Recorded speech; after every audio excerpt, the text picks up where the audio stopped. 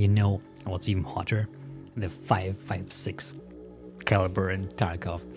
God, I hate doing intro videos, I'm sorry.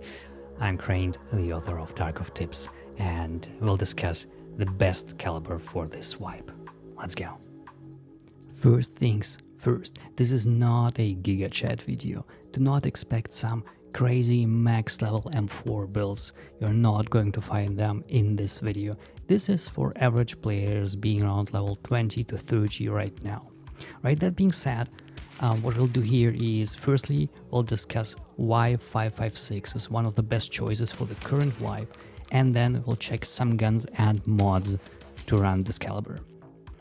Alright, so the 5.56 caliber is usually considered pretty weak in the early wipe period, until you get access to at least 8.56 A1.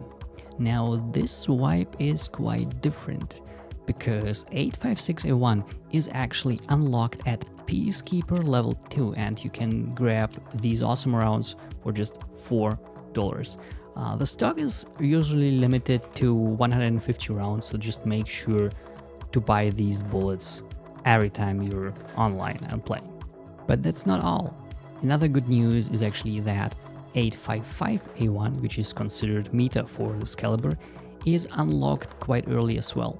The only thing you need to do is to complete the Cult Part 1 assigned by Peacekeeper. As soon as you get this quite easy task completed, you have access to 8.55 A1 from Peacekeeper level 3. Now that we know why 5.56 is such a great choice this wipe, let's consider the weapons and mods for it. So in the rare case that you kill someone with a high level who runs a modded M4, you'll probably find something like that. Something with 40 or less recoil and tons of pretty expensive mods. Unfortunately, you can't really replicate these builds unless you have high level traders or just tons of money in your stash. If you're poor like me, let's consider some cheaper alternatives instead. We will start with the little MDR. The advantage of this bullpup is that it comes with excellent base stats. It comes with 75 ergo and 61 recoil, which is already enough to use it in full auto, especially given the fact that it just has 650 rounds per minute in contrast to the HK, which has, for instance, 850. Lower rounds per minute mean that it's way easier to control this weapon in full auto. Alright, so what do we do? What do we need to make this gun more viable? First things first, you'll probably want to run it suppressed. So what you do is grab a cheap suppressor, for instance the QDC adapter and one of these anti-suppressors. They're usually around 30k on the flea market, right? 33k. That's basically it. That's what we need. We have 53 recoil right now. That's excellent. You could add a foregrip if you would want to, which comes for, I guess, something like $60. This will boost your ergo by a little bit and also bring the recoil down by 1 point. It's not really worth it, but it looks cool. Last but not least, feel free to add a scope of your choice, whatever you prefer. For instance, I am a big fan of the new HCO scope, though it is bugged, but nonetheless, it looks great and it gets the job done. Feel free to add some front and rear iron sights for some more ergo, but honestly, this gun does not really need more ergo. That's fine as it is. Add a laser if you want to, otherwise you're done.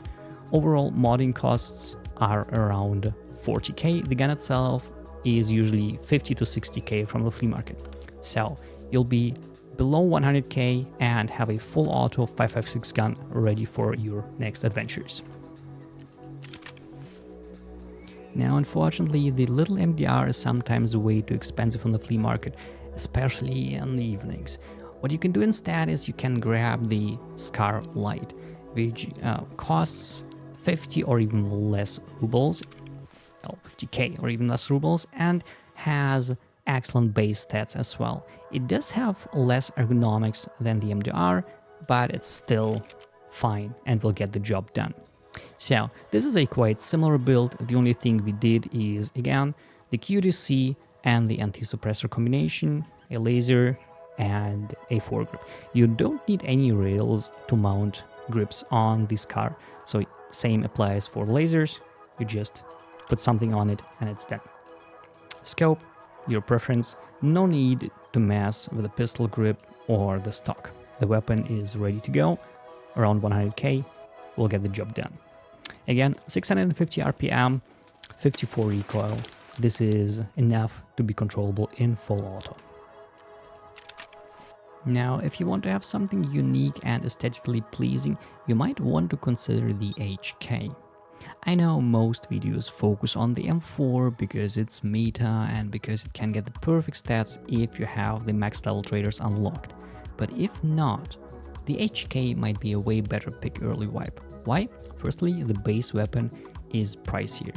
So usually the HK can be obtained for way below 60k. Last HK I bought was 45k on the flea market. Second reason for the HK is the built-in rail system. You can easily attach a foregrip, lasers, and even a canted sight to the weapon. So for instance, this is what I would run on a shoreline, a cheap range scope, the ACOG for 20k from the flea market, and a delta point for CQB situations. The only thing you need to do with the HK is to buy a decent suppressor. The SDN6 will do the job and cost you around 45k on the flea market. Overall, this build will have around 45 to 50 recoil, which is okayish given the 850 RPM. It's not as easy to control as the MDR, but your opponents will die way quicker if you land your shots. The build overall costs you around 150k depending on how many details you want to add. For instance, I also exchanged the pistol grip for more ergo and added the DS150 stock. You don't have to do it, but you can because all the parts are very cheap on the flea market. If you want to have all the build details as a PDF, just hop on our Discord. We have a builds archive for all the weapons I have demonstrated today in the video. Hey, you made it until the end. Thank you so much for watching.